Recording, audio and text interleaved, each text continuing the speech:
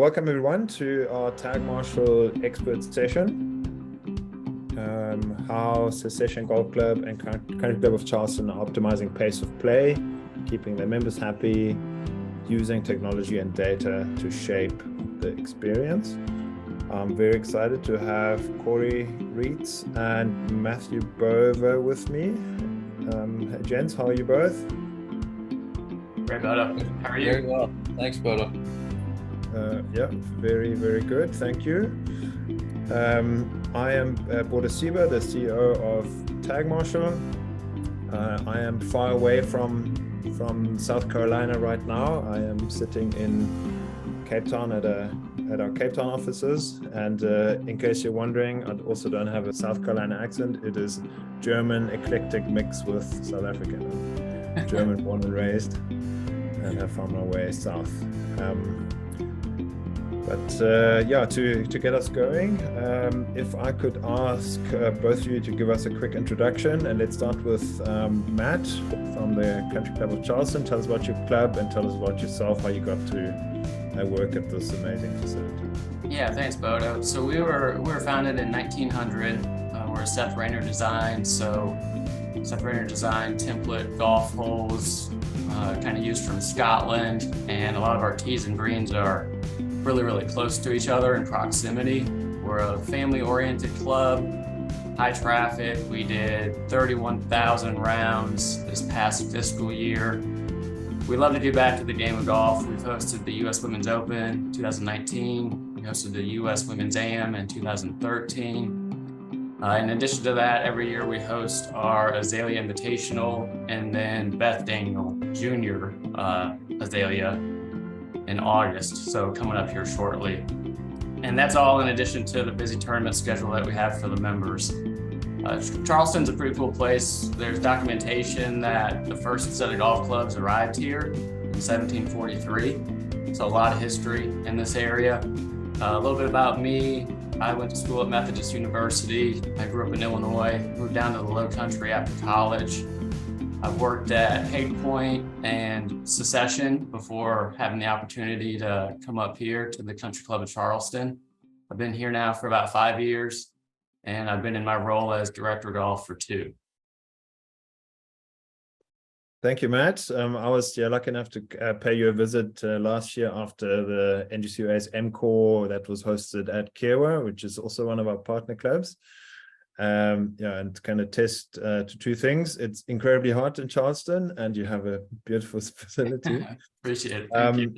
And I believe that you actually old school friends with Kory, which makes this a dangerous webinar for me because you know one another so well. Kory, give us a quick introduction to yourself and the Secession Golf Club. Yeah, well, first of all, Bodo, thank you for having me, and thank you for everything y'all have done for our facility. Ironically, I'm also from Illinois with Matt, and I also went to Methodist around the same time as Matt. So we've got a lot of mutual connections and acquaintances. But yeah, Secession is a club that's about 35, 36 years old, founded in the late 80s. The concept was to create a kind of a golf-only environment in the Hilton Head area where people had to travel to get here. So set up very much like a national club. We have about 800 members. The unique dynamic for us is that we're all walking.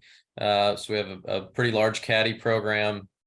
We only have 2 carts on property, and generally those are used for me and my staff to run around and crack the whip on guys for pace of play. So with the walking only environment and the national concept breeds us a very high golf IQ of membership. So pace of play is extremely important down here in that regard. But so that's a little bit about the club. It's a Bruce Devlin design, very walkable, short. I think there's only about 500 yards from green to tee. So set up very much like a walking course, no homes, as you can see in the picture there, sets along the intercoastal waterways. But in regards to myself, I've been here 3 years now. Came here from Ocean Forest, NC Island, where I was there for 12 years. And then various assistant jobs at Wingfoot and grandfather up in the mountains of North Carolina, all by way of Methodist through Southern Illinois. Amazing. Yeah, thank you, James, for the introduction. I think you're blessed with some smart designs here, it seems, and that sounds to me like 4-hour rounds of golf if it's done right. Yes. Obviously, the further south you go, the bigger the transition area. Sometimes that's really not possible. And we also have some clubs where you're perfectly happy to play 5 hours because it's tough and it's a walking course, like Erin Hills, for instance. So their goal time is 4:59, but nobody complains, right? So every club is different, but I'm excited to learn a bit more about yours and also what your goal times are that you're working towards and how you make it all happen. I believe you both also quite enjoy traveling over to Scotland, Ireland, and having some of those experiences. What are your favorite courses that you've played on that side? Kory, you want to jump in first? Yeah, actually leaving on Thursday to head over to London area. We'll do St. George's and Cinque Ports there in that area, and then over actually back to London to do Sunningdale and St. George's Hills. But went on a trip last year to Scotland, did the Troon area. Turnberry from a golf course perspective was magnificent. Just a big ballpark. The caddy experience was phenomenal, but the experience that I loved and cherished the most was on Members Day at Prestwick, where we played foursomes in the morning and foursomes in the afternoon, separated by a big lunch, and enjoyed a hickory round on the original 1860 12-hole routing, which was quite the nostalgic experience. But yeah, I love it. It's pure golf over there. They just understand simplicity and hospitality in the UK. Fantastic. And Matt, what was your favorite that side? I was lucky enough to go last year, and we were in the St. Andrews and then down in Muirfield, Golan, North Berwick area. And North Berwick was my favorite. It was closer to the end of the trip, so a little bit more memorable just because it was closer to the end of the trip, but also just the golf course is so old school and almost kind of quirky. I think some Americans would think, like with their Biarritz hole and the Redan. But being at a Seth Rainer golf course and getting to see some of the originals, it like really hits it home. It's really cool. So that was probably my most favorite experience last year. And then next summer, lucky enough to put together another group with some members here from the club, and we're going to do the West Coast area that Kory did on his trip and hit all those courses in the Troon, Turnberry area, and then head up to the Highlands. But it's awesome over there. I've been once, and now I'm hooked and want to go back every year if I can. Yeah, fantastic. I got to go to the Scottish Open last year, and I know that's not even 10 miles from North Berwick, right? So it's at the Renaissance. And funny enough, the DP World Tour uses our system to track. So we all checked in on the Scottish Open, and we had some of the insights in the back room. That's cool. Also Turnberry, Carnoustie, Kingsbarns. I think if you want to do a tour of the Tag Marshal partners in Scotland and Ireland, you probably need 2 months. But yeah, maybe that's a good segue to introduce what we do. So we obviously major focus on the US market. We have an Atlanta office, and we're very fortunate to have now grown to work with 500 partners.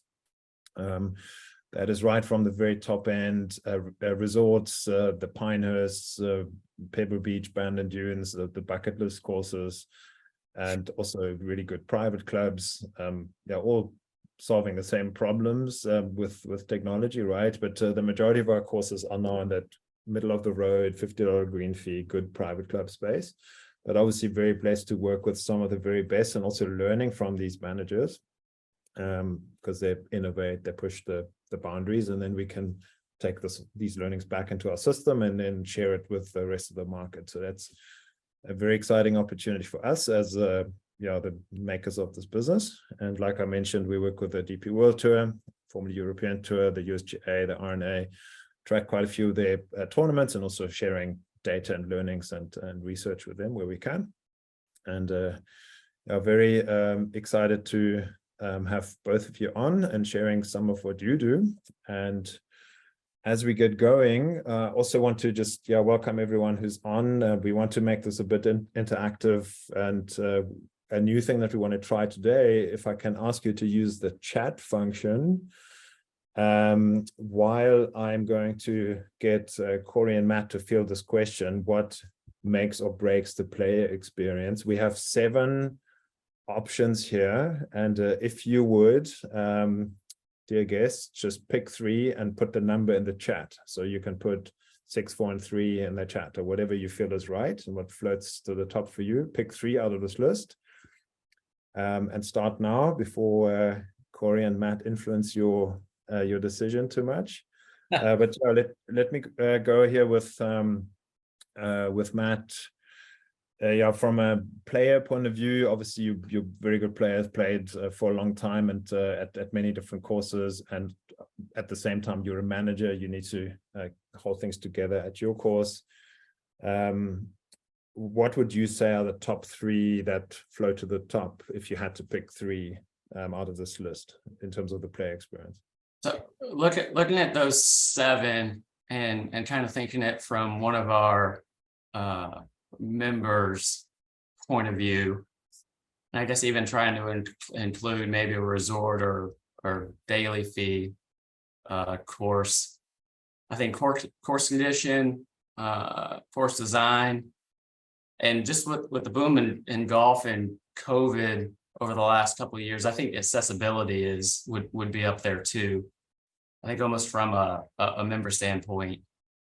I throw pace of play in there at 4th, maybe like a tied for 3rd or so. I feel so many people are trying to get around the golf course quick because they have so much other things going on in their life that it's important to watch pace of play and make sure that they're not out there for more than 4 hours. And I think from a managerial standpoint, from a golf shop standpoint, I think course conditions is always going to be number 1. If you have great greens, you always have that to fall back on and be like, hey, might not have had a great day, but at least golf course was in great shape. And then for us, I say pace of play is number 2.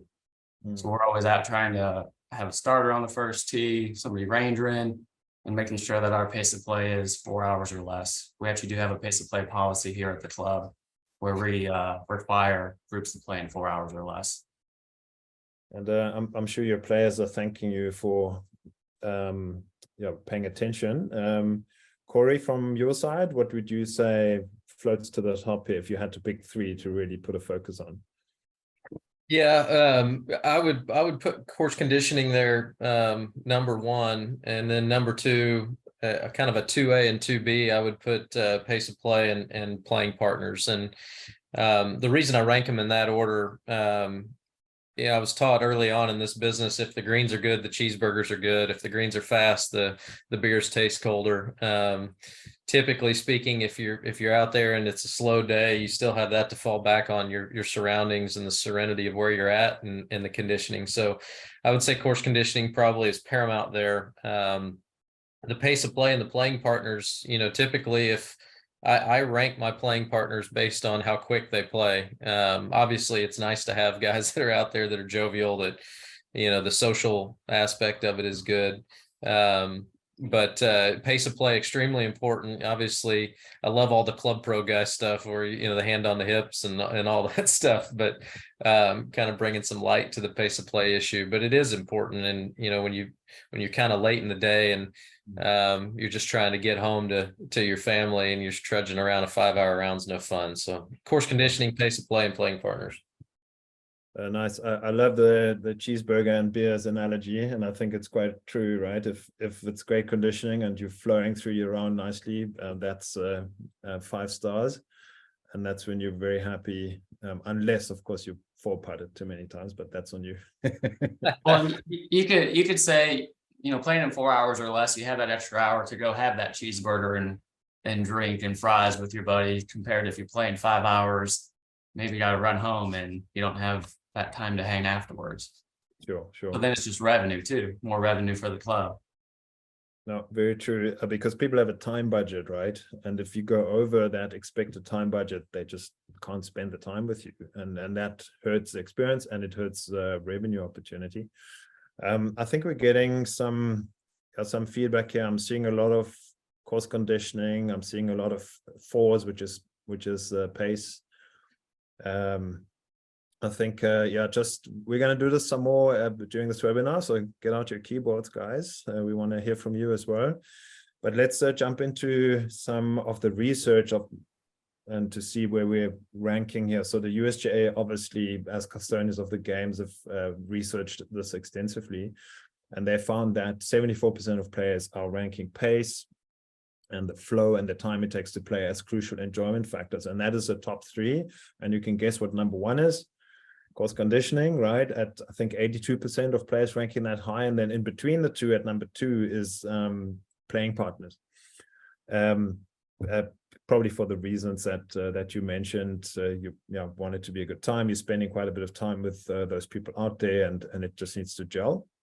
So you're both spot on here. And then a more recent study showed the NGCOA and the USGA, they're quizzing operators, and 83% of operators are now considering pace to be key to the play experience. And I think that's really floated up with there being so much additional play volume that the industry has been gifted with that COVID and post-COVID period. And this is also top three. And interestingly enough, just a side note, the top one play experience factor is being open and welcoming to women golfers, right? Because this is the other 50% that we're trying to attract out on our course. But pace number three. And here's another little bit of research that's quite interesting to look at. You both mentioned time being important, and we don't want it to take too long. There's research that shows that especially under 40s are willing to pay more for their round if it's significantly improved. So I know that you're not strictly revenue geared as a private club, but there's a lot to learn here. Like if you want to attract younger players that are probably more time constrained, they put a premium on a quick round. It says here there's a low variance in response based on gender and handicap. However, there's a high variance in age. So obviously the older crowd, they've got time, they're hopefully retired. For them, it may not matter as much. But there's still a percentile here. 8% are willing to pay 25% more. So there's enough people here that matters to, but you're obviously responsible for the whole field, right? You need to make this gel for everyone who's coming out. Let me jump to the next bit of research here from the Golf Innovation Symposium. This was done by the University of Wisconsin with the USGA. And they look to understand what are those experience factors that make the most difference, both from a positive delight factor, but also from a negative frustrating factor. And obviously there's lots that floats in between, and they logged 1,000 experience factors. And they found that out of 1,000 factors, and that includes loading your golf bag into your trunk and driving through the gate and being greeted at the course. All of these are little experience factors, but they found that corrective pace of play actions are the overall worst scoring. That's the worst thing that can happen to a golfer. Equally as bad is other people's speed. If other people are slow, that is equally frustrating. And then on the far end, in terms of positive delighters, positive ranger etiquette gets a top score. And that's probably because it's so unusual, unexpected. And that traditional marshal and ranger role and the, hey, get on with it, you're slow, grumpy, that is something that players really don't like. At the same time, they also don't like it if things are slow. Kory, from your experience, you would have probably learned this, and also you're building a culture around this. How have you taken this on, and how does this work at your club, just conceptually? Yeah, well, this is an interesting one for me, because obviously it's the worst thing and it's the best thing. And I think a lot of it just depends on the perspective. And so, what we've used Tag Marshall for is to maintain presence and presence in the right areas. So what this slide is telling us is that the worst thing is corrective pace of play actions. People don't want to be talked to. Those are coming from the people that are actually the problem, or the opportunity, I guess, I should say. But the positive ranger etiquette typically is coming from other groups that just want to see presence out there. And so what we've used Tag Marshal for is to identify where those areas are, to go out and address the problem specifically, but while at the same time you're talking to a group that's slow, your presence is important for other groups so that they know that something is being done to get pace moving. So that's kind of the interesting dynamic between this slide, is that having that interaction out there is the worst thing, but it's the best thing at the same time. Yeah, it comes down how you deliver it, right? And I think slow in the golf world equates to, yeah, like that's an insult, right? So don't tell a player they're slow, but there's other ways to deliver this message. Like you might say, hey guys, you're a bit out of position, which is much more computable for a player. So how does this work over at Country Club at Charleston? Very similar to what Kory has said. I feel it's all on how you relay the message. So a lot of internal conversations with staff, how to approach a group that is slow. We do these golf orientations for any new member that comes in, and pace of play is part of the culture here, and playing in under 4 hours or less. So when I get to talking about that during the orientation, I like to use the line of, this is one of the worst parts of our job. I feel we hate having to go out and tell a group that they're slow, because kind of like what you were saying, Bodo, it's like telling someone that they're stupid. Like you just don't want to hear it. So it's approaching them with kind of a hat in hand and like, guys, I really need some help with pace of play. If you could just pick it up X amount of minutes or try to catch up to the group in front of you, like you'd really help me out. And then what Kory mentioned too is the beauty about Tag Marshal is it allows you to just go straight to the problem. So you don't have to ride around on the golf course all day until you end up getting to your problem, maybe on the 6th hole or whatever. If you go just out straight to them, speak with them, talk about their pace of play, rather than someone being out there all day until they find a problem. Yeah, I think that's a great point for us to jump into the next section of our conversation. How do you and your team use automation, technology, and data to optimize pace and field flow? And I do think that it's like the research proves that, and I'm sure that the member happiness at your clubs, that you're putting such an effort into it, also proves that this is really worth paying attention to. But obviously, if you think back to a time where you didn't have technology, very labor intensive, lots of pen and paper, right? Lots of perception, like the players have a perception of what they thought they experienced, and then if you ever need to go back to, well, what actually happened end of round, or what actually happened yesterday or on Saturday, it's really hard to work through these, well, maybe challenging conversations if you don't have information. And that's obviously changed considerably for you guys. Yeah, Matt, if I can just stick with you, just give us a quick rundown of how the system works for you before we then look at a live map and of what it is that you're actually looking at. Just from a technology point of view, how do you make this work? And what is your setup like, also from a carts and walkers perspective? So I know you're going to get to a live map here shortly, but to jump into it, we always have our course map up and visible. So the beauty about Tag Marshal is the back office, the golf shop staff is able to pull up the live map, see how everyone's doing. You got the different color codes that help tell you what's going on the golf course, which I know we're going to hear in a second. I'm kind of jumping ahead, but we're constantly checking it. Whenever we're out on the golf course rangering, we always have it on our phone, looking at it.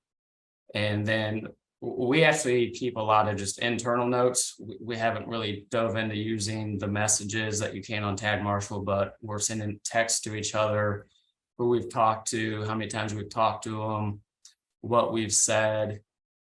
So it's just having Tag Marshal just makes the life so much easier when it comes to pace of play, because again, if you just take care of the problem, go straight to it, rather than being out there all day.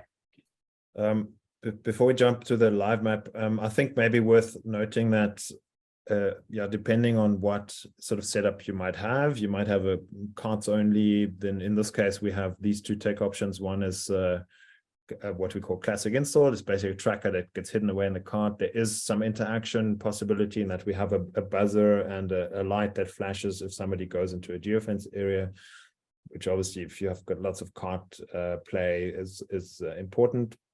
And we also have a super bright player-facing GPS that you can use for all the GPS functions, yardage, and so on.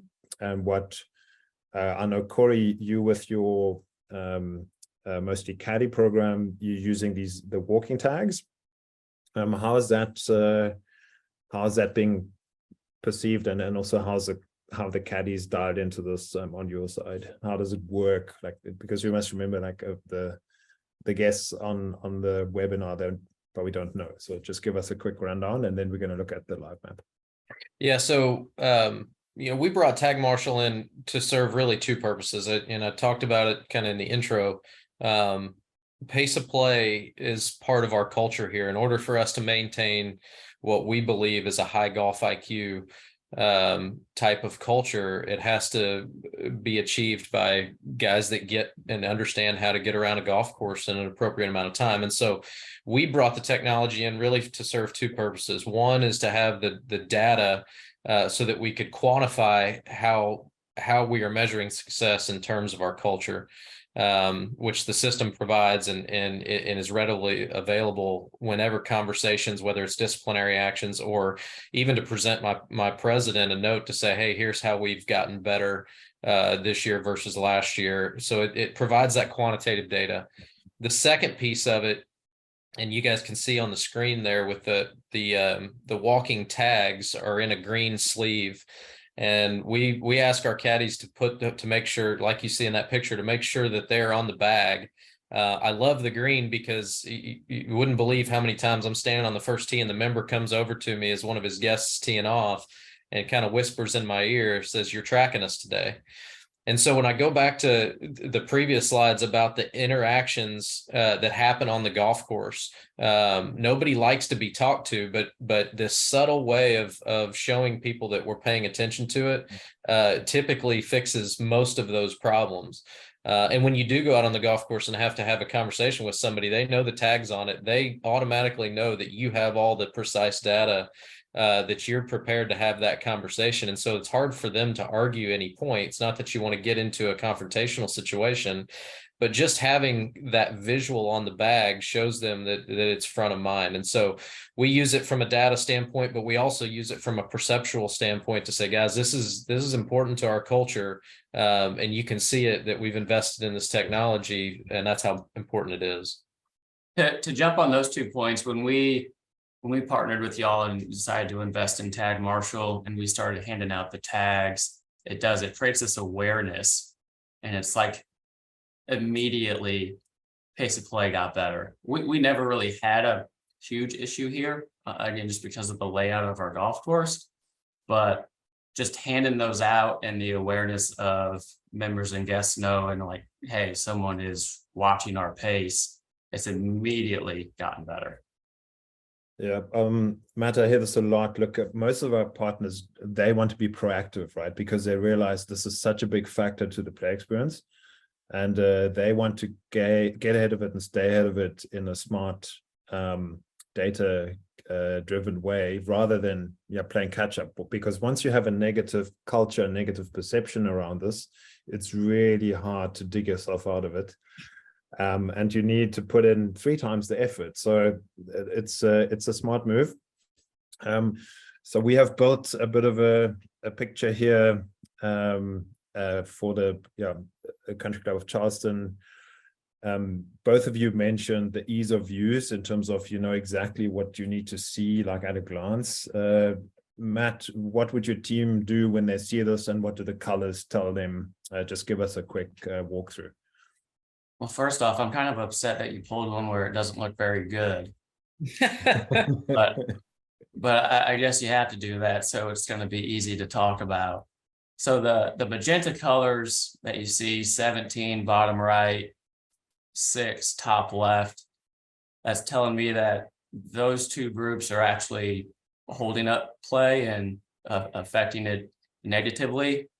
So conversation, maybe going straight out to 6 and then heading over to 17, just to maybe give them a little nudge, ask them to help pick up the pace of play. The 13, the red that you see right there, is they are slow, but they're not necessarily negatively affecting play. But the fact that we track all this data, I end up presenting it to golf committee every month. Even the conversation with that group, even though they're not negatively affecting play, just, hey guys, just letting you know you are over 4-hour pace right now. I know you're not really slowing anyone down, but if you could just make sure to help pick up the pace just to keep it at 4 hours or less. Because if you didn't talk to that group, who knows, maybe they could continue to be slow on 9, 10, 11, and then end up negatively affecting pace. So again, it's just helping you get like in front of the problem. Yeah, what you'll probably find if you don't intervene, that these orange groups that are not trailing that slower group, there's going to be another group and another group, right? And it compounds. I'm going to jump one ahead, because what you can now do is you can click on this group and then you can see who's in the group, where are they, what's their status, how did their hole by hole go, and you can see that their hole by hole trend is negative. Yeah, Kory, I know that you have an integration with a T-sheet, and that pulls in your player names. Then you also know, is this a foursome or a threesome, or is it a single even? So how does that help you with planning your interactions? And yeah, what does your team do with this additional information? Yeah, so I mean, obviously this is helpful when you click on a number to see who's in the group. Generally speaking, we know that because we have a lot of presence on the first tee, and we're not so much of a busy place. And I know all the members who are here to know generally throughout the day where they're at on the golf course. So I always have that in my mind. But what I use most here is each one of those individual names has an individual profile, and when this round is completed, this information gets tracked in each one of their individual profiles. So for instance, in this particular case, it's showing 17, tracker 17 as being a delayer, and it's going to tag that for Douglas, Ryan, Mike, and Walter for future use. And so I've been trying to educate my GM on, and this is where I think Tag Marshall separates itself from its competitors, is on this particular map, there's 1, 2, 3, 4, 5, 6 groups that are slow, but really there's only 2 problem areas. And so as a good example, you can go in and show these individual players as being the reason, and that tracks that throughout their profile for as long as you need that data. But yet the tag 18 and 19, those guys are behind pace, but they're being held up. And so in the future, if I have to go have a conversation with one of those guys that were in group 18 or 19, you know, I'm automatically, I guess, a little bit compassionate to, hey, I know you've been held up in the past, but today now you're the problem. And, you know, remember how that felt like when you were being delayed. So it adds a layer of, you know, that conversation at the end of it always has to be, you know, somewhat personal, because you have to connect with the guy on a personal level, and you need the whole story to talk to him. You need to know what his past experiences have been. And so that's where I think this particular program separates itself from the field, is it gives that entire picture, that entire story, and keeps it in a player's profile for as long as you need to use it. We're going to talk to the player profile page in just a minute. And Matt, I know that's something that's important to you guys as well. But while we're here, one practical question that's come up in the Q&A now is, so what if there's a threesome behind a foursome, and the threesome probably is going at a quicker pace? Like, how do you manage that? What does it ever cause an issue versus the sort of pace grid that people are supposed to adhere to? And because obviously the threesome, or it might even be a double, and they might be pushing into the back of a foursome. Like, how does that work practically out on the course? How do you manage that? Do you advise they play through, or their perception might be, hey, the guys in front of us are slow, they might be perfectly on pace, but that's probably where the data and what you can see helps you to. Can one of you jump at tackling this question for, I believe it was Todd who asked the question. Or if you don't mind, I'll jump in and then might throw it to you too, and just curious your thoughts. So for us, with when you have a group of 4 and then a group of 3, it honestly depends. And again, this is just Country Club Charleston, what we've talked about here as staff. It depends what's out in front of them. So if it's a Friday afternoon and the tee sheet's booked and it's slammed out in front of them and it's just foursome, we're actually going to be looking at all the foursomes in front, just making sure pace is staying pretty good and that everyone's going to play in 4 hours or less. If there's some room out in front of this foursome and there are some open tee times, then yeah, we might go to that group of 4 and say, hey guys, any chance that you could let this group of 3 behind you through, since there's some room in front of you. More often than not, it's the previous for us, where it's really busy out in front. So we're just trying to keep everyone else that's out in front of that group of 3 playing in 4 hours or less. And we just talked to that 3 and we're like, hey guys, we know you're only 3, but it's really busy out in front of you. Of course you're going to play in a quicker time, but there's just no place to go. And the guys in front of you are actually on pace, right? Because you have that on screen. Yeah, and like it's hard for me to be mad at the groups out in front of you when they're playing in 4 hours or less. Yeah, Kory, how does that work with you guys? What's your mandate also here for the caddies potentially? Yeah, well, just the setup of our course, we have a pace of play policy that we expect a foursome to play in. If there's a threesome that's out in the middle of the day, I think the key to all this is just communication up front on the first tee. As I said, we expect our guys to have a high golf IQ, and in turn, they expect us to know our business. And as professionals, it's on us to see those areas before they happen. So you're on the first tee talking to those foursomes saying, hey guys, we've got some threesomes behind you. Just be conscious of that. Pace of play is important, but then also going to the threesome and saying, guys, listen, we've talked to the groups in front of you. They're aware of the pace of play policy. You need to manage your time appropriately as well. If you get in a situation where you have a twosome or a threesome that are playing through 4 or 5 groups throughout the day, that's not a great scenario either. So unfortunately for the threesomes in our business, it's guys, you need to understand that today is kind of set up as a foursomes type pace, that it's not going to be a race out here. Yeah, no, quite right. And you are responsible for what might sometimes be 200 players out there, right? You need to have the approach that will serve 80% of them. And sometimes as a quicker group, you may just have to just pace yourself a little bit. So we spoke about the player profiles and how that over time accumulates. So the player profile is really it just collects every single round, right? And then from here you can also click through. Yeah.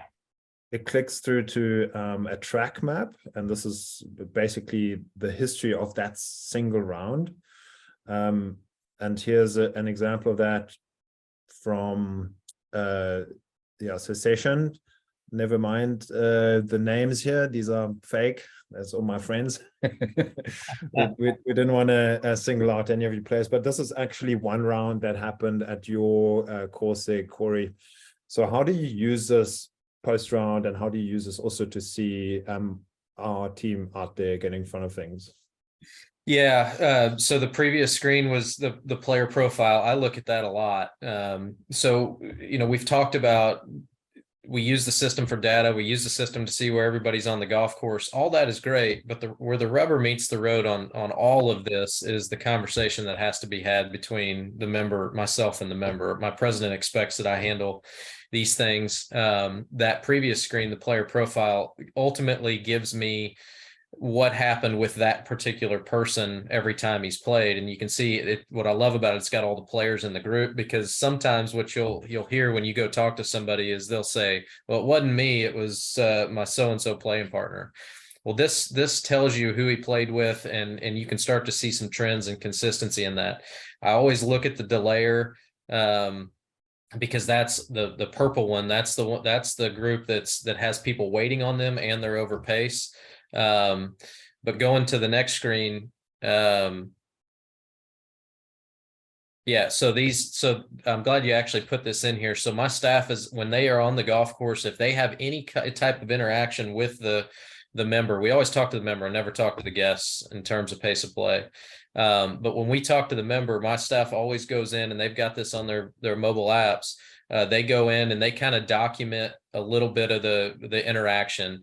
What I particularly want to know is, were they addressed? Did they have a conversation with them? And what was the temperature typically of the interaction? And that always helps me kind of go back as I'm formulating how I'm going to address a member at the end of the day, understanding the whole story. It allows me to understand, was this guy hostile with my staff? Was he understanding? Because you're going to have a different conversation depending on what the player's temperature is. So this adds a little bit of a human factor to it that we use a lot. Yeah. To add to that, Bova, sorry if you don't mind if I jump in. To add to that, like, I think the theme of today is data. So you're actually getting this concrete data. It's not just going to be he said, she said, this back and forth or pencil writing down information. Kory said he loves to use the player profile. You could bring the member in and he could say, well, I'm not slow. And it's like, let's go look at your profile. And you can actually set him down, show him that he is maybe a problem. So it's just nice to have this concrete data rather than maybe something that's just pencil and paper. Yeah, data doesn't have emotions, right? It takes all the perception out of it. It makes it a very It'll take us out of it too, which is great. Yeah. Wouldn't you agree, Kory? Yeah, well, so it's interesting you say that, and I agree. It provides us the data. I rarely have to show the data to members because they saw the green tag on their bag. They know that before I sit down with them in my office, they know that I know what the specifics are, that the data is. And so typically I don't show them the data, generally speaking, because I don't want to, I'm not here to rub it in their face. They already know I know. It's just that, and that allows you to have that personal interaction where it's like, hey, bud, you got a bum ankle. I get it. But understand how this affects our entire culture. Yeah, on the flip side, I know there's a lot of managers that tell me, look, once we got this going and there was some visibility and then we posted those average round times and our improvements in that's when the players come, how did we do? Were we quick enough, were we quicker than last Saturday? And they actually want to know and be encouraged and acknowledged for making an effort. And that is exactly what you said earlier. If you're going out and you're passing a green group, well, give them a pat on the back for doing well, right? And that's a positive interaction. And it makes them much more receptive next time you have to go have a chat and tell them they're out of position. And I think this is a good opportunity for us to jump in to the member experience side and also how the members responded, because this is obviously a big topic. Is this an easy thing to implement? What if the members hate it? So yeah, how's that gone from your side? Maybe jumping back with Matt here first, even though this is a beautiful image of the Secession. It is a beautiful image. I love that place. Our pace of play has definitely improved, and we keep kind of maybe talking in circles here and talking about the same thing, but it creates the awareness, having the tags and the devices and handing them out, members seeing them. And it's just really nice to have the concrete data rather than the he said, she said. It's been easy for us to implement it. Our golf shop is really close to the first tee, and how we set up our schedule. We always try to have a starter on the tee and someone rangering. So it's simple, super simple for us to be able to hand these tags out, quickly updated on the website of what members are tagged in what group, and then just using the data. So I mean, overall, it's just made our life a lot easier having the concrete data. We're going to look at some of that data in a second. Kory, from your side, the implementation, is it good for the member experience, and also how have the members responded?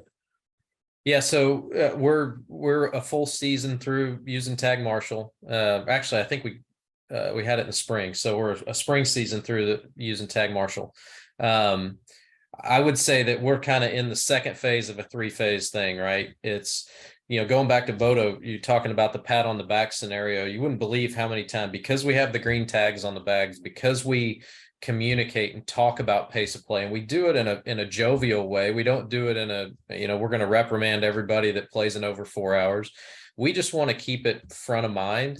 And you wouldn't believe how many times a member will come off the golf course that just played in let's say they played in 4:05 and they came in, because what amazes me is members never know their exact time, right? They're coming in, they're like, "Hey, pro, just played in 3:45," and I look at the sheet and they're at 4:05. But I don't use that opportunity to correct them. To me, where I know that we're gaining that culture is that the fact that they're actually leaving their guests to walk in my office and excited about their pace, it's front of mind.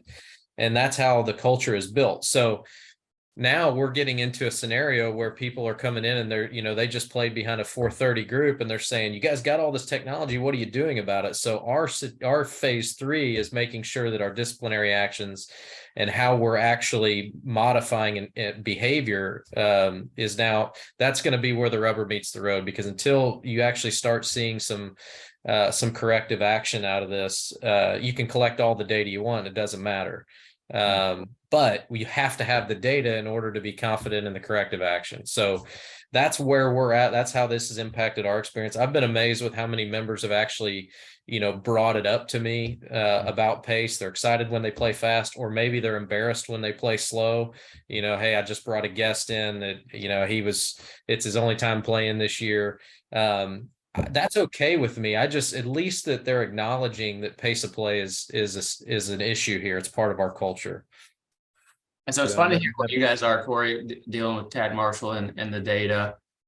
We've been with Tag now for I think a little over a year, and it took us a good 9, 10, 11 months for me to convince golf committee to send a letter out to a member. So we just wanted to make sure we compiled enough data, had the data before we actually decided to take that next step. I think, some great points raised, and again, like, things float to the top. I think your culture elevates, right? But looking at some of the data, because we're talking to it, and maybe let me post another question at our audience. Do you currently track any data on your on-course operations and pace of play? Like, maybe give me a 1 if you do, and a 2 if you don't. Just a quick chat, just reading the room a little bit. So here's that Tag Marshall Analytics Hub, where we're tracking the percentage of assigned groups, how many of the groups are singles, 2, 3, 4 players in a group. What's the average time? Also, how does that split out during the course of a day? What's the weather on the day? Obviously, we want that historic context. Then every single tee time is in here. And you can see that this is the country club of Charleston, and that's a good day at the office, right? You have just 3 or 4 groups going just a couple of minutes over. Everybody else is quick, and this is just a job well done. You guys monitored, and obviously that also shows that over time the player base really picking up on this. And then you even down to hole stats, and we'll talk about what the setup impact is and the pin placement just now. But so how do you, both of you, use this sort of single day or over time period, maybe a week or a month? Do you use this at all to report to your committees? Do you use this at all to sit down with your teams and, hey, why did this day go bad? What can we do better? Maybe jumping back in with Matt here. So I mentioned earlier about this graph with the bars. So this is exactly what I was talking about. The designated staff member that we have that goes in and helps put all this into an Excel spreadsheet. He would click on that magenta 11:52 tee time, see who's playing in it, and then transfer it over to the Excel spreadsheet. whenever we're looking at the data and trying to take anything to golf committee, this is what we look at. And top right, you can do a date range. You can go back however far you want. But this is the information that we're looking at to take to our golf committee. Kory? Yeah, so I just pulled this report at the end of the season here. So the middle bars, all those green bars, that basically shows how you're doing from a time, what tee time you have. So obviously the earliest tee time's far left, latest tee time's far right. And what I found this year was, we set our pace target at 4 hours, and literally before 9 o'clock, and I pulled it over a range of the season, before 9 o'clock, our guys were playing in like 3:30 to 3:45. And now every day I send a note to the tee sheet, and I call those guys the rabbit group. So, I always highlight who our rabbit groups are. You guys are our pace setters for the day. So there's a little bit of a spotlight on them. But what I've learned through all that is that obviously, and this is not, not an epiphany by any means, but your fastest rounds are going to be in the morning. So if I know I have a member that's coming out that typically wants to play quicker, I'm going to suggest to them, hey, you need to get off before 9 o'clock, because our average time in the morning is a little earlier. Now, what that's allowed us to do too is it's allowed us to consider different tee time intervals. So we may do a 10-minute interval in the morning. We're talking about this now. We may do a 10-minute interval up until those historic times start to slow down, and then we may open it up to like 12 minutes. So it allows you to manage the tee sheet a little bit differently. And then the bottom graph there is the hole by hole stats. I pull that up over the range of a year to kind of see what holes are problems for us, what holes are, guys aren't quite getting through in enough time. That could affect course setup, right? If you have a 150 player day or whatever, you can go into one of those holes and make sure that that's an easier hole location, or move the tee up, or if it's a par 5, making sure that guys aren't able to get to it in 2. That's usually where I see all of our pace of play issues, is guys out there waiting for the green to clear. So I may, on a day like that, I may go out and move the tee back just to make sure that nobody in the field can get to it in 2. I think the pin placement and the setup has a big role to play, and obviously you want to track data around this, and we've had courses remove just like a little bush or something, or sometimes even grow out the rough a little bit more, just to slow down a hole to buy time for the next hole, right? But you can only do that if you have that cause and effect and you're tracking.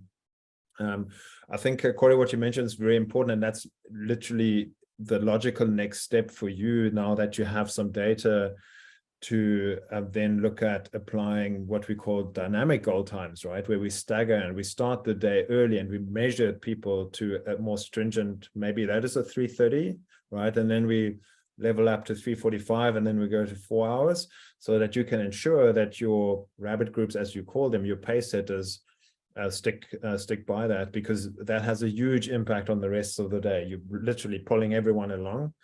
And you can imagine what that also is as an opportunity in the daily fee space, right? They can literally go and offer fast lane golf and say, you can play this course in 3:30.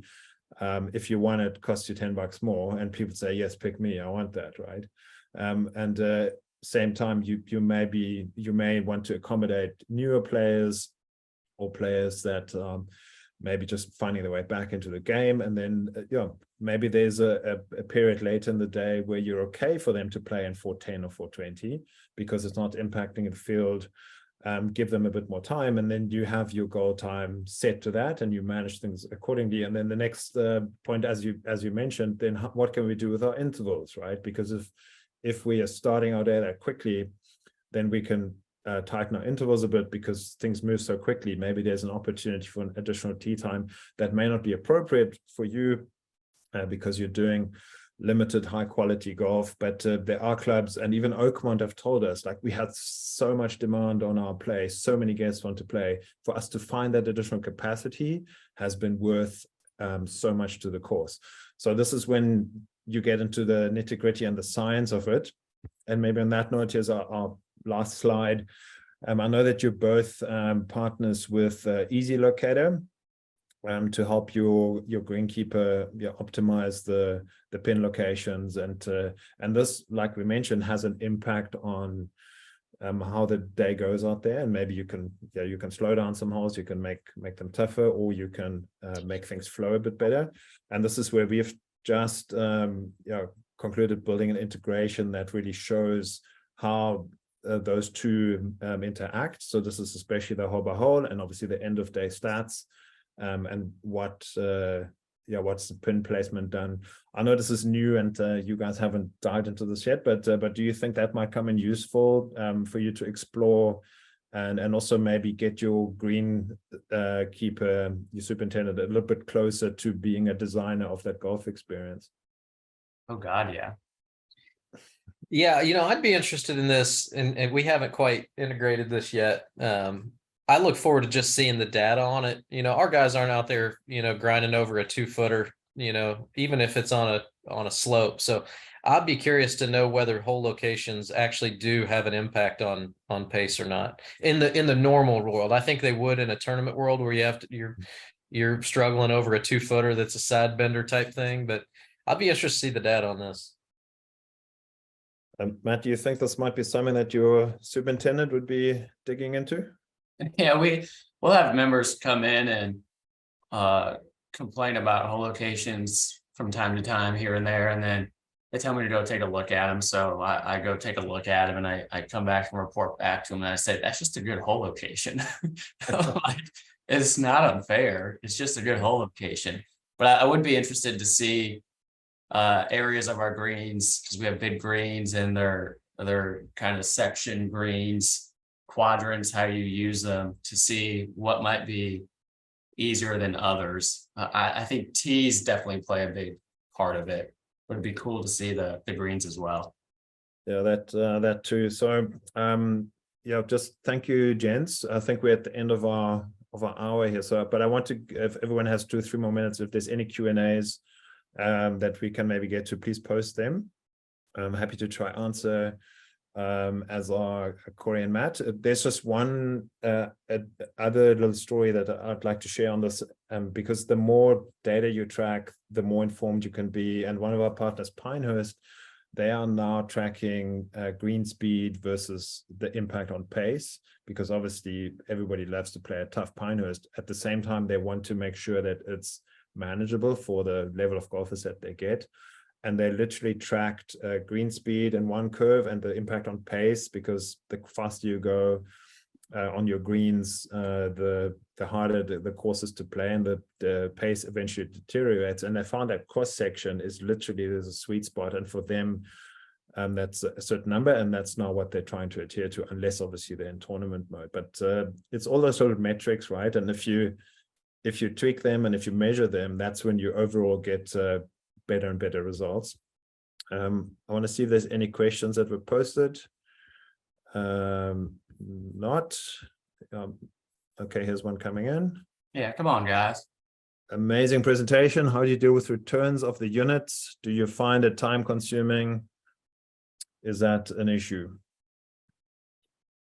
Who wants to have a go? Like, is that, how do you do this? Do you guys set up geofilters? Yours might be easier. Yours is probably short. Well, no, this is interesting because, obviously the caddies are kind of responsible for managing all of our units, which I have more confidence that our players get them returned more than our caddies do. And we've had a couple instances where, they've ended up, I had to call Todd Sapiri over there at Ohoopee one day, and I said, hey, the group that's out there on your 3rd hole right now, because you can go in and see all of the GPS stuff, so you can literally hone it down right to where he's at. And I called Todd and I said, hey, the group that's on your 3rd hole right now is about 25 hours over pace, because it was still tracking their round from Secession the day before. So, but yes, those things, if they leave property, you can tack them down to the guy's home. I've actually sent caddies I'll text them a picture of their house on Google Maps and just say, do you know where this is? And then they get all nervous. So, one of those street view maps is kind of funny, but you can get them returned pretty easily. I think also just a reminder that depending on your setup, obviously these units are great for walking golf, they're great for caddy setups, but if you have a cart setup, these units are tracker units for carts just get installed, right? Nobody needs to touch them.